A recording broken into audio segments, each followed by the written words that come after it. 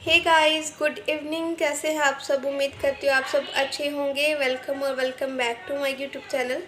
और ये ब्लॉग मैं तकरीबन 13 या 14 दिन बाद शुरू कर रही हूँ, क्योंकि हमारी लाइफ में कुछ ऐसी चीज़ें होती हैं जिनकी वजह से हमारी लाइफ तो चलती रहती है, बट हम कहीं ना कहीं एक जगह स्टक हो जाते हैं। तो वैसा ही फेज़ ये मेरी लाइफ का था।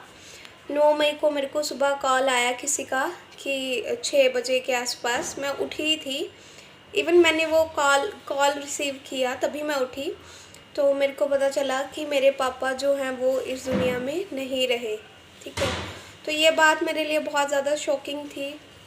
और फिर मेरे हस्बैंड ने मेरे भाई को कॉल किया कि पापा नहीं रहे तो हम क्या लास्ट टाइम उन्हें देखने आ सकते हैं।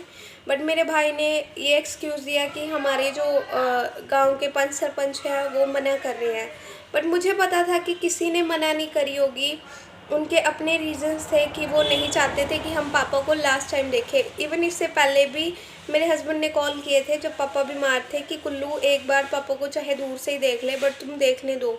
तो उसने तब भी यही सिली सा एक्सक्यूज़ दिया था कि हमारे रिश्तेदार नहीं मानते, मेरे चाचू नहीं मानते, मेरे ये नहीं मानता। तो मैं ये कहना चाहती हूँ कि पापा अकेले तुम्हारे नहीं थे, पापा मेरे भी थे। और ऐसा मैंने कुछ सोसाइटी से हट के ऐसा गलत काम नहीं किया था कि मैं लास्ट टाइम अपने पापा को देखना भी डिज़र्व नहीं करती थी। बट अब मेरे को तुमसे कोई फ़र्क नहीं पड़ता। मेरी लाइफ में मेरे भाई एग्जिस्ट नहीं करते, ना मुझे उनसे कुछ लेना देना, ना मैं लाइफ में कभी उनकी शक्ल देखना चाहती हूँ, क्योंकि मेरे अंदर बहुत ज़्यादा गुस्सा भर रखा है इस टाइम उनके लिए। और रही बात जिसने हमारा घर तोड़ा है, उसको भी भगवान देख लेगा। बस मुझे मेरी मम्मा का है, वो ठीक रहे। वो अपनी लाइफ में उनको, मुझे पता है कि अपने पार्टनर को खोने का दुख बहुत ज़्यादा होता है, और भगवान उनको इतनी एबिलिटी और ताकत दें कि वो इससे स्ट्रॉन्गली हैंडल कर पाएँ, क्योंकि अभी उनके पास मैं भी नहीं हूँ, मेरी सिस्टर भी नहीं है। तो मुझे मेरी मम्मा का ही होता है, ना मैं उनसे बात कर सकती हूँ ना मिल सकती हूँ। और मैं जस्ट इतनी रिक्वेस्ट करना चाहती हूँ, अगर कोई मेरी फैमिली का मेम्बर मेरी वीडियो देखता हो, कि आपको मेरे से मिलना हो ना मिले, ना मैं फ़ोर्स करती हूँ ना मैं अपने घर आना चाहती हूँ। बट मैं ये रिक्वेस्ट करना चाहती हूँ कि मेरी मम्मा से मुझे एटलीस्ट मिलने दो। अगर वो चाहती हैं कि वो अपनी बेटी से मिलें तो उन्हें भी मिलने दो, तो उनका हक है, कोई नहीं छीन सकता। और वो, मुझे पता है कि वो चाहती हैं कि हम मिलें, हम उनसे बात करें, हम उनका दुख दर्द सुने। और मैं भी चाहती हूँ कि मैं भी अपनी मम्मा से मिलूँ। और मैं बहुत ज़्यादा इस टाइम मतलब अपने आप को कंट्रोल करके बैठी हूँ, क्योंकि मुझे किसी को रो के या अपने आप को बेचारा दिखा के सिंपैथी नहीं लेनी है। और मुझे पता है कि मैंने कुछ भी गलत नहीं किया था। मैंने अपने पापा और मम्मी की प्रेजेंस में शादी की थी, उनको बता के शादी करी थी। तो अगर जो बच्चे अपनी फैमिली के अगेंस्ट जाके भी शादी करते हैं, मम्मी पापा उनके भी एक्सेप्ट कर लेते हैं। और जहाँ तक बात रही लोगों की, लोगों को लगता है कि हमें कोई फ़र्क नहीं पड़ता, या हमारे पापा आज गए हैं ज़िंदगी से तो हमारी वजह से। तो मैंने मतलब पापा की डेथ वाले दिन कोई 4 लाइनें थी इमोशनल कुछ, वो अपने पापा के लिए लगाया था कि RIP पापा, क्योंकि मेरे पापा ने कभी मेरे साथ फ़ोटो नहीं खिंचवाई, और कोई मेरे पास उनकी ऐसी मेमोरी भी नहीं थी, और ना मैं उनकी फ़ोटो ऐसे ऑनलाइन सोशल मीडिया पे डालना चाहती थी, क्योंकि उनको में भी नहीं पसंद थी ये चीज़ें, और ना मैं उनसे ज़्यादा मेरी इतनी चिल बॉन्डिंग थी कि जैसे बच्चों की अपने पापा से होती है।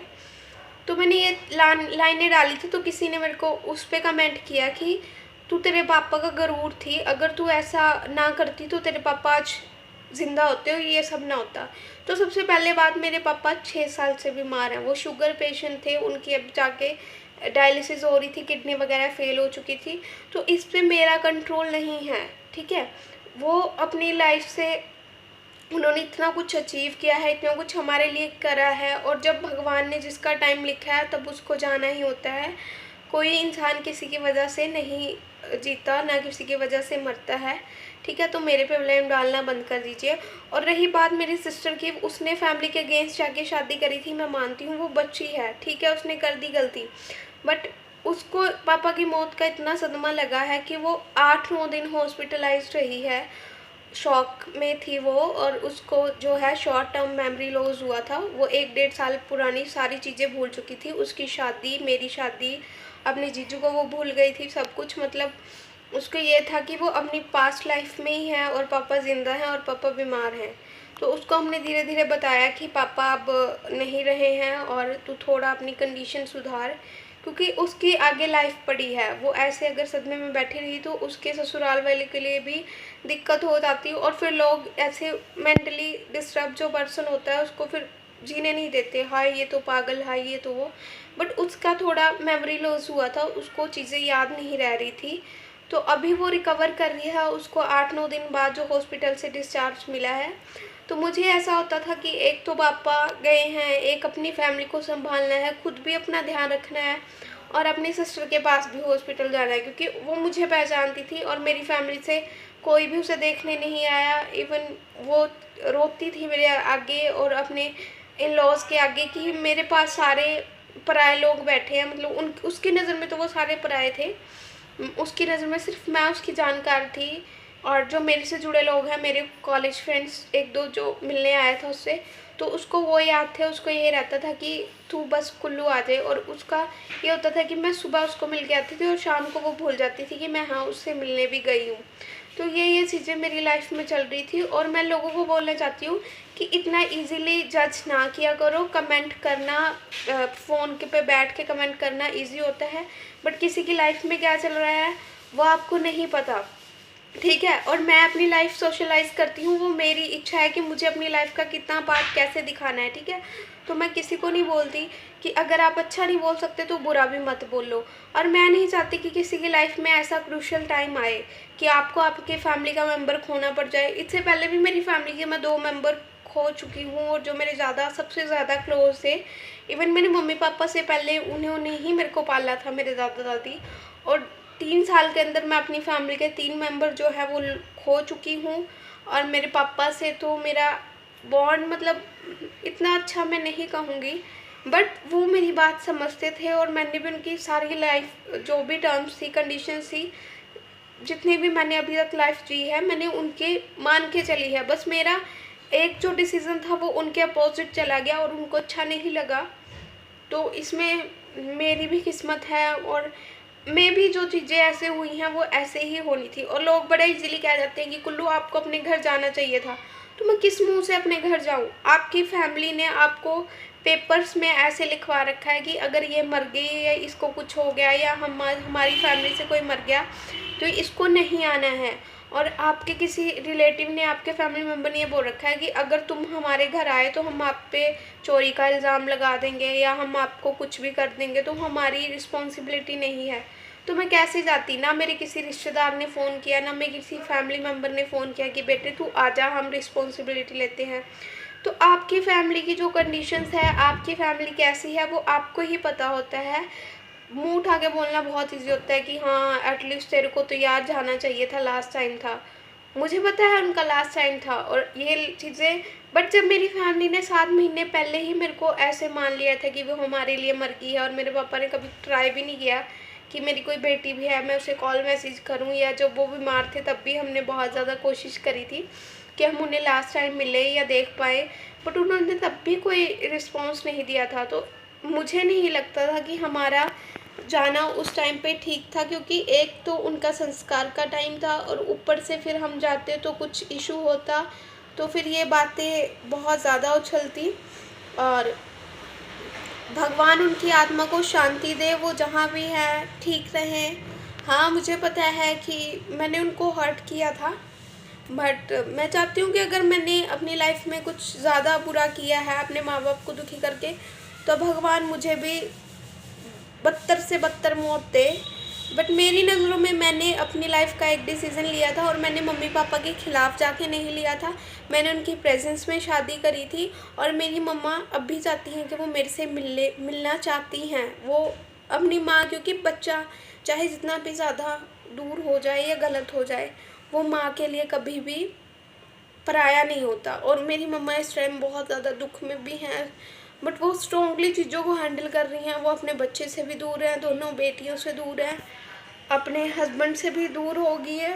बट मेरे जो भाई हैं वो इतने, मतलब मैं बोलूँगी कि हार्टलेस है या क्रूशल है कि उनको ये नहीं दिखता कि हमारी माँ तकलीफ़ में है। एटलीस्ट मैं नहीं चाहती कि मैं उनके घर जाऊँ अब और मैं उनकी शक्ल भी देखूँ, बट मैं इतना चाहती हूँ कि अगर तुम मेरी वीडियो देख रहे हो तो बस इतना कर दो कि हमारी माँ से मिलने की हमें परमिशन दे दो, वरना फिर ये चीज़ें कल को लीगली जाएंगी तो कोई फ़ायदा नहीं है। और जहाँ तक बात रही ज़मीन जायदाद की, तो हमें तुम्हारी ज़मीन जायदाद से भाई साहब कुछ नहीं चाहिए, ये वहम अपने दिमाग से निकाल दो। और ना हम तुम्हारी ज़मीन जायदाद से पहले कुछ मांग रहे थे, ना हमें अब चाहिए। सो मेरी यही रिक्वेस्ट है कि हमारी माँ से मिलने हमें दे दो। अगर तुम्हें लगता है कि हाँ इसको मिलना चाहिए, मैं तुम्हारे घर भी नहीं आऊँगी, कोई बाहरी जगह देख लूँगी, वहाँ मम्मी से मिल लिया करूँगी। बस मैं इतना चाहती हूँ ताकि उनको भी थोड़ा हौसला हो जाए और वो भी अपनी लाइफ जो है थोड़ा अब ठीक से रह पाए। बाकी आगे ब्लॉग जो हैं वो आते रहेंगे थोड़े थोड़े दिनों में, मतलब थोड़े थोड़े दिनों में क्या, अब तो मैं रेगुलर ब्लॉग शुरू करूँगी, क्योंकि अब मैं लोगों को समझ चुकी हूँ। आप जैसा करोगे, चाहे आप अच्छा करो चाहे आप बुरा करो, उन्होंने आपको बुरा ही बोलना है। वो बोलेंगे ला इसको इसके पापा की मौत का गम नहीं है, इसको ये नहीं है। और कुछ लोगों ने तो बोला भी है कि वो इंस्टा पे पोस्ट डाल रहे हैं। तो मैं उनसे ये पूछना चाहती हूँ कि इन 15-16 दिनों में मैंने कौन सी पोस्ट डाली है पापा की डेथ के बाद? ठीक है, मुंह खोल के बोलना आसान होता है, बट जब आप पे बीतेगी, और ना मेरे पोस्ट डालने से पापा वापस आ जाएंगे। ठीक है, अगर मैं पोस्ट डालना बंद कर दूँ, मैं कुछ अपनी लाइफ जीना बंद कर दूँ, तो जो इंसान गया है वो हमारी लाइफ में वापस नहीं आएगा। ठीक है, और हम रो के किसको दिखाएंगे? इससे हमारी हेल्थ ख़राब होगी, और जो हमारा दुख तकलीफ है वो हम ही समझ सकते हैं, कोई दूसरा आके उसको नहीं समझेगा।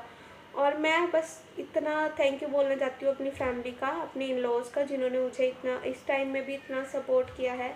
मेरी सिस्टर मेरे साथ है, बहुत है। बस मेरी लाइफ में एक इंसान की कमी है, वो है मेरी माँ, और भगवान उसको भी जल्दी से जल्दी पूरा करे, मैं यही चाहती हूँ। बाकी मुझे किसी से कोई फ़र्क नहीं पड़ता, मेरे भाई अपनी उनकी लाइफ में क्या करते हैं मुझे कोई फ़र्क नहीं पड़ता। बस मुझे अपनी माँ से मिलना है। मेरे रिलेटिव्स क्या करते हैं मुझे उनसे कोई फ़र्क नहीं पड़ता, क्योंकि ना उन्होंने मुझे कभी सपोर्ट किया है और ना मुझे उनसे कोई फ़र्क पड़ता है।